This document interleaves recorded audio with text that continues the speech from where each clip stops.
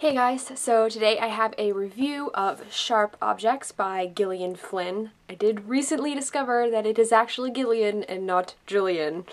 Yeah. Gillian Flynn is the same person who wrote Gone Girl, which has been very, very popular the past year or so since it came out. This is her first book, and she also has another book called Dark Places, but Sharp Objects is her first book, so I figured I'd start with this one, especially since multiple people have told me to check it out and that they were pretty damn sure I was gonna like it. Sharp Objects is about Camille Preaker. She's a young woman, and she works as a journalist for a small Chicago newspaper. They're definitely not as popular as many of the other newspapers in the city, but her editor is really trying to get the newspaper to become famous and get the stories that the other newspapers might not be paying attention to because they're too busy watching other stuff. So she is asked by her editor to go back to her hometown of Wind Gap, Missouri to investigate the murder of two young girls, pre-teenage. Camille hasn't been home in 8 years, and there's a reason for this. She basically does not get along very well with her family. There's a lot of emotional stuff that stems from this. She's just come out of a brief stint in a psych hospital.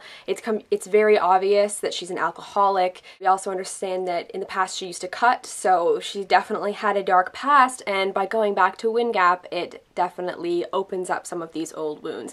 She stays with her mother, her stepfather, and her younger stepsister. And by being in this house, you realize what a twisted family she comes from. Her mother would be a high contender for the Worst Mother of the Year award, or maybe Worst Mother ever.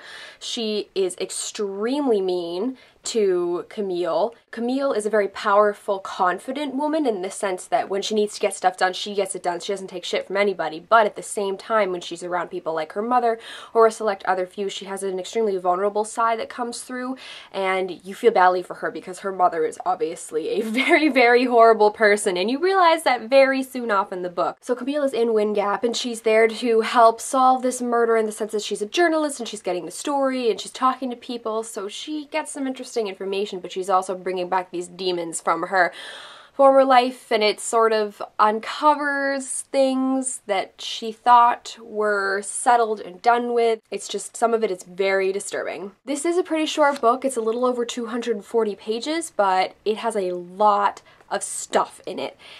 This is an extremely dark and creepy book. I read it in about 6 hours in one sitting because I didn't have too much else to do at the time, but also because it just kept sucking me in. I wanted to know what was going to happen. It started off in sort of this lighter area, and then it slowly got darker and darker and creepier and creepier. It's definitely one of the most psychologically disturbing books I have ever read. I liked all of the characters in the sense that they were all intriguing. I felt like they all had a purpose. There wasn't a character who was just there to be there. The writing style is definitely something I enjoyed, and it just, the way that Gillian Flynn kind of weaves the story together, and you think you're figuring something out. I had lots of times where I was like, okay, I think this is what's going to happen. And I did sort of have it in the end, but the epilogue just kind of throws you for a curveball. And there is a lot of stuff in this book, but there's especially a lot of stuff at the end. I think that was probably my least favorite part, in the fact that I was like, okay, I've come to the conclusion, I understand where this book is going to be, and I thought the epilogue would sort of settle things off and kind of bring the story together with a semi-happy ending.